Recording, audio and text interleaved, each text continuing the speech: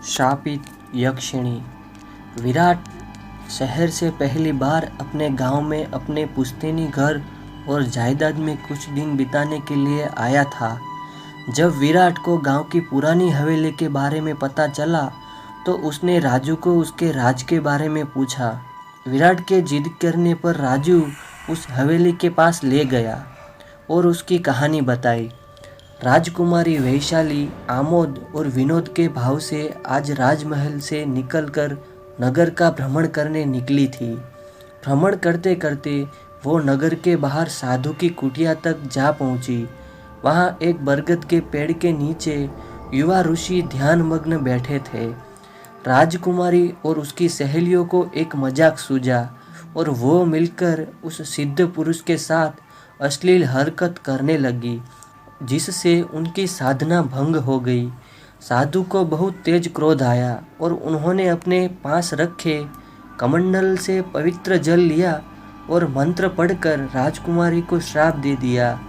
तुझको कम उम्र में ही ज़्यादा उत्तेजना हो रही है, यही तेरी दुख का कारण बनेगा।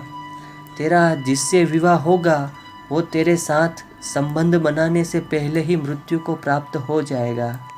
राजकुमारी वैशाली ने जैसे ही सिद्ध पुरुष के मुंह से श्राप सुना, वो उस सिद्ध पुरुष के चरणों में गिर गई और श्राप वापस लेने की भीख मांगने लगी, मिनती करने लगी।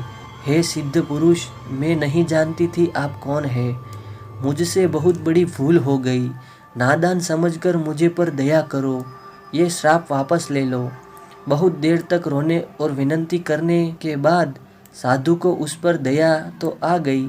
साधु ने कहा, हे कन्या, अब ये श्राप मैं वापस तो नहीं ले सकता, क्योंकि मैंने सभी देवों को साक्षी मानकर श्राप दिया है। बस इतना हो सकता है कि अगर कोई पुरुष तुम्हारी कामोत्तेजना को संतुष्ट कर देता है तो तुम श्राप मुक्त हो जाओगी, तब तक तुम्हारा ये श्राप खत्म नहीं होगा।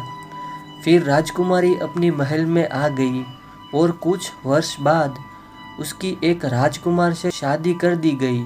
लेकिन राजकुमारी को श्राप होने की वजह से उसका पति उसके साथ संबंध बनाने से पहले ही अकारण मौत का शिकार हो गया।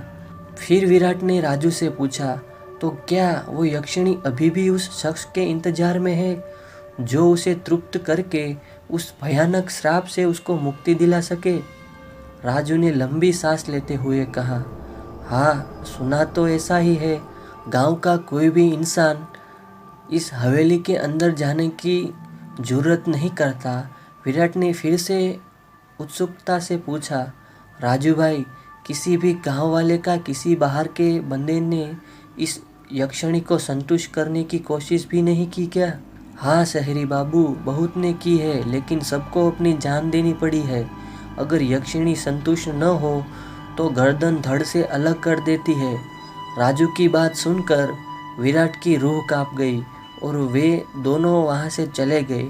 विराट रात को अकेले अपने रूम में सोने चला गया तो उसे एक सपना आया। एक बहुत ही सुंदर राजकुमारी उसे गले लगाकर प्यार कर रही है और विराट भी उसे प्यार करने लगा। विराट कुछ भी उसके बारे में जान पाता कि उसकी आंख खुल गई। विराट को उस मनमोहक रूप वाली राजकुमारी से प्यार हो गया और वो उसे पाना चाहता था। विराट को पूरी रात नींद नहीं आई, लेकिन विराट अपने इस स्वप्न के बारे में किसी को भी नहीं बताया। लेकिन विराट मन ही मन उदास था। भले ही उसे वो राजकुमारी सपने में मिली थी, लेकिन उसकी सुंदरता का जादू विराट के दिल और दिमाग दोनों पर छा गया था। विराट उदास होकर सोचने लगा था कि ये एक सपना था, अब वो राजकुमारी अब नहीं मिल पाएगी। खाना खाकर विराट आज फिर उस राजकुमारी वाले सपने की प्रतीक्षा में ही सब सोचते हुए सो गया, मानो ऊपर वाले ने उसकी मुरादें सुन ली थी। राजकुमारी आज फिर उसके सपने वही सुंदर और मनमोहिनी रूप में आई और उसके साथ प्रेम संबंध बनाने लगी। जब विराट ने उसका नाम और पता पूछा तो उसने अपना नाम वैशाली बताया। वैशाली नाम सुनते ही विराट की नींद खुल गई, उसके रोंगटे खड़े हो गए। वो उठा और उसने कमरे की लाइट जलाई और फिर टेबल पर रखा पानी पिया। वो अपने कमरे की बालकनी में आकर खड़ा हो गया और सपने के बारे में सोचने लगा। सोचते हुए बहुत डरने लगा था, क्योंकि वैशाली तो वो ही राजकुमारी है जो हवेली की यक्षिणी बनकर रह रही है। वो इतनी सुंदर और आकर्षक है, इतनी कामुक है, जो राजकुमारी मेरे सपने में आकर मुझे इतना सुखद प्रदान कर सकती है तो वास्तव में कितना सुख देगी। विराट का प्यार भयभीत कर देने वाला कहानियों से कहीं ज़्यादा था, लेकिन विराट अभी मजबूर था, वो कुछ नहीं कर सकता था। काफ़ी देर खड़े रहने के बाद विराट फिर से अपने बिस्तर पर आता है और सो जाता है। जैसे ही आंख लगती है उसे फिर से राजकुमारी वैशाली आकर प्यार करने लगती है। धीरे धीरे राजकुमारी वैशाली विराट के मन में छाने लगी थी। अब विराट उसके बिना एक पल भी नहीं रहना चाहता था। जब वैशाली आधा अधूरा प्यार छोड़ने के जाने लगी तो विराट ने उसे जाने का कारण पूछा, तो उसने बताया कि प्यार की हद तक जाने के लिए तुम्हें मेरे महल आना होगा। विराट ने जब उसके महल का पता पूछा तो उसने गांव की पुरानी हवेली का रास्ता बताया। अगले दिन जब विराट की आंख खुली तो उसने अपने आसपास वैशाली नजर नहीं आई। अब वो वैशाली को बिना देखे एक पल भी नहीं रह सकता था, इसीलिए उसने पुरानी हवेली के अंदर जाने का निश्चय किया और बिना किसी को कुछ बताए वैशाली से मिलने के लिए वो हवेली के अंदर चल पड़ा।